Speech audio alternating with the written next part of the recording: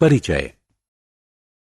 Hello दोस्तों, जैसा कि हम सभी जानते हैं, हमारे आसपास इतने सारे सूक्ष्म जीव हैं। इन्हें कई समूहों में वर्गीकृत किया जाता है।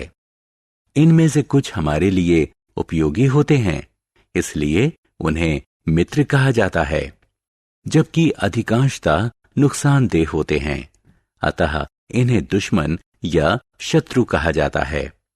अतः इस पाठ में हम इन सूक्ष्म जीवों की मित्र और शत्रुओं की प्रकृति के बारे में जानेंगे। अतः इस पाठ में हम इन सूक्ष्म जीवों की मित्र और शत्रु की प्रकृति के बारे में जानेंगे। उद्देश्य।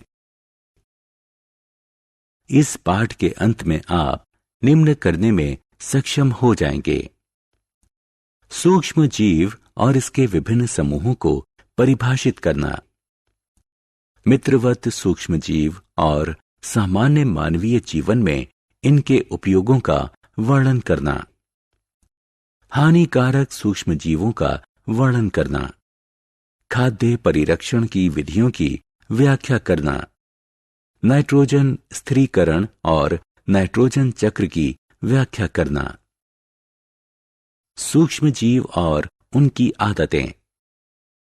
वरुण, फल के इस टुकड़े को मत खाओ, अब ये दूषित हो चुका है और तुम्हारे स्वास्थ्य के लिए हानिकारक है।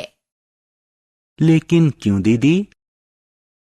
जमीन पर ढेर सारे कीटाणु हैं और वे इतने छोटे हैं कि तुम उन्हें खुली आंख से नहीं देख सकते और वे तुम्हें नुकसान पहुंचा सकते हैं। ये क्या है? इन्हें सूक्ष्म जीव कहा जाता है। दोस्तों, आपको जानकर हैरानी होगी कि सूक्ष्म जीव खाना बनाने में हमारी सहायता कर सकते हैं और यही हमें बीमार भी बना सकते हैं। इसलिए इनके बारे में विस्तार से अधिक जानकारी प्राप्त करने से पहले आइए हम ऐसे सूक्ष्म जीवों और उनकी आदतों के बारे में जानते हैं। सूक्ष्म जीव या जीवाणु आकार में इतने छोटे होते हैं कि उन्हें खुली आंख या बिना किसी सहायक साधन के नहीं देखा जा सकता। इन्हें व्यापक स्तर पर 4 प्रमुख समूहों में वर्गीकृत किया जाता है। ये हैं जीवाणु, कवक, प्रोटोजोआ और शैवाल। विषाणु भी सूक्ष्म होते हैं। सूक्ष्म जीव विभिन्न वातावरणीय परिस्थितियों में जीवित रहते हैं। मित्रवत सूक्ष्म जीव और उनकी आदतें। प्रिय विद्यार्थियों, ये सूक्ष्म जीव व्यापक स्तर पर उपयोगी और हानिकारक सूक्ष्म जीवों में वर्गीकृत किए जाते हैं। अब हम सूक्ष्म जीवों के मित्रवत गतिविधि की विस्तार से चर्चा करेंगे। ऐसा ही एक मित्रवत सूक्ष्म जीव है खमीर। खमीर का उपयोग बेकिंग उद्योग और हमारे घरों में ब्रेड, केक, पेस्ट्री आदि बनाने के लिए किया जाता है। जीवाणु लैक्टोबैसिलस दूध से दही बनाने में उपयोगी है। सूक्ष्म जीव वाणिज्यिक और औषधीय क्षेत्र में भी उपयोगी हैं।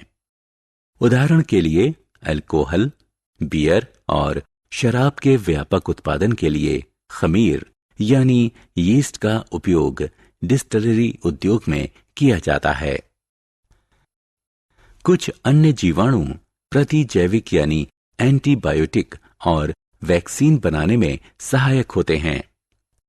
टीकाकरण कई बीमारियों में सहायक होता है, जैसे हैजा, क्षय, चेचक और हेपेटाइटिस।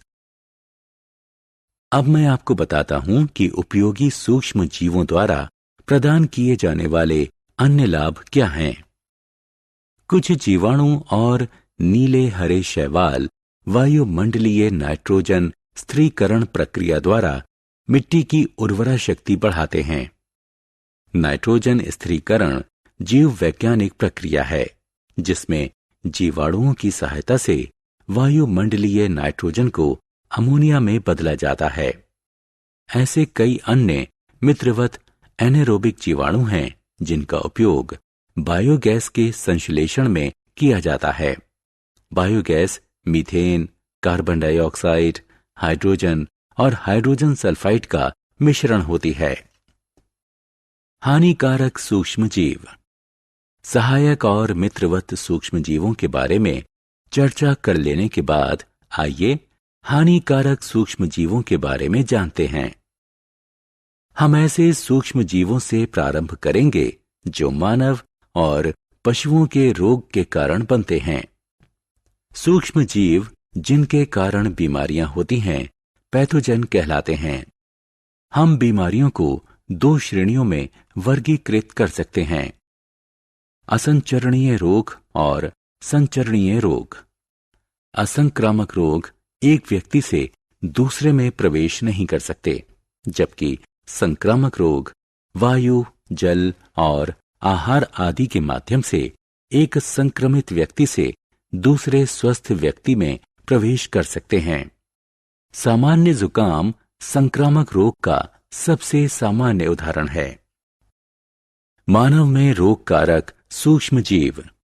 दोस्तों, हमारे आसपास पाए जाने वाले कुछ कीट और पशु पैथोजन के संवाहक के रूप में कार्य करते हैं। मक्खियां और मच्छर ऐसे संवाहकों के आम उदाहरण हैं। हैजा रोग में मक्खियां कई पैथोजन की संवाहक होती हैं। जब ये मक्खियां बिना ढके हुए खाने पर बैठती हैं, तो पैथोजन स्थानांतरित हो सकते हैं और खाने को संक्रमित कर सकते हैं। हैजा से बचने के लिए हमें खाने को हमेशा ढककर रखना चाहिए और बिना ढके हुए खाने को खाने से बचना चाहिए। मलेरिया रोग के मामले में मादा एनोफ्लीज मच्छर प्लाज्मोडियम पैरासाइट के संवाहक होते हैं। पैथोजन एक संक्रमित व्यक्ति से स्वस्थ व्यक्ति में एक मच्छर के काटने से सीधे प्रवेश करते हैं। इसलिए हमें अपना आस पड़ोस साफ सुथरा रखना चाहिए और यह जांचना चाहिए कि बेकार पड़ी वस्तुओं में पानी जमा ना हो। हम मलेरिया को फैलने से खिड़की और दरवाजों पर तार की जाली लगाकर और कीट विकर्षक क्रीम, स्प्रे और मच्छरदानी लगाकर रोक सकते हैं। हम मिट्टी के तेल को ठहरे हुए पानी पर छिड़ककर मच्छर के लार्वा को मार सकते हैं। पैथोजन के कारण होने वाले सामान्य मानवीय रोग।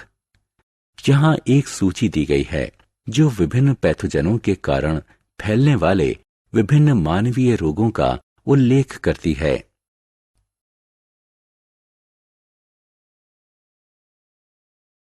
जंतुओं में रोग कारक जीवाणु। आइए अब अपने अगले विषय पर चलते हैं, जिसमें पशुओं में रोग पर चर्चा होगी। क्या आपने पैथोजन के द्वारा पशुओं को होने वाले किसी रोग के बारे में सुना है? एंथ्रेक्स और पैर तथा मुंह के रोग पशुओं के रोगों के आम उदाहरण हैं। एंथ्रेक्स बैसिलस एंथ्रेसिस के कारण होने वाला बैक्टीरियल रोग है, जो कि यह मवेशियों के पैर एवं मुंह में होने वाला रोग विषाणु के कारण होता है। पौधों में रोग उत्पन्न करने वाले सूक्ष्म जीव। आइए अब जानते हैं पौधों में होने वाले रोगों के कारणों को। ऐसे कई सूक्ष्म जीव हैं जो विभिन्न पौधों में रोगों का कारण होते हैं। निम्न तालिका कुछ पौधों में होने वाले व्यापक रोगों और उनके कारण बनने वाले पैथोजन को सूचीबद्ध करती है। खाद्य विषाक्तन यानी फूड पॉइजनिंग। दोस्तों, गर्मी के दिनों में यदि खाना लंबे समय तक खुले में रखा हो तो खाना बेस्वाद हो जाता है और अंत में जहरीला हो जाता है। इसका कारण भी फिर वही जीवाणु हैं। कुछ ऐसे जीवाणु हैं जो खाद्य विषाक्तन यानी फूड पॉइजनिंग का कारण होते हैं, जैसे क्लोस्ट्रीडियम, बैसिलस और स्टेफिलोकोकस। ये खाना हमें नुकसान पहुंचाता है। हम कुछ विधियों द्वारा अपने खाने को संरक्षित कर सकते हैं, जैसा कि नीचे सूचीबद्ध है। दूध को बचाने के लिए हम पाश्चुरीकरण प्रक्रिया का उपयोग करते हैं। सारांश। आइए हमने जो कुछ सीखा है उसे संक्षेप में दोहराएं। सूक्ष्म जीव या जीवाणु एक जीवित जीव होते हैं जो इतने छोटे होते हैं कि हम उन्हें खुली आंख या बिना किसी सहायक साधन के नहीं देख सकते, अर्थात उन्हें केवल सूक्ष्मदर्शी यानी माइक्रोस्कोप से देखा जा सकता है। सूक्ष्म जीवों को व्यापक स्तर पर 4 प्रमुख समूहों में वर्गीकृत किया जाता है: जीवाणु, कवक, प्रोटोजोआ और शैवाल। सूक्ष्म जीव विभिन्न वायुमंडलीय परिस्थितियों में जीवित रहते हैं, जैसे जल, मिट्टी, गर्म पानी के सोते और पहाड़ आदि। सूक्ष्म जीव व्यापक स्तर पर उपयोगी और हानिकारक सूक्ष्म जीवों में वर्गीकृत किए जाते हैं। उपयोगी सूक्ष्म जीवों का उपयोग हमारे दैनिक जीवन तथा उद्योगों में विभिन्न उद्देश्यों से किया जाता है। सूक्ष्म जीव जिसके कारण मानव, पशु और पौधों में बीमारियां होती हैं, पैथोजेन कहलाते हैं।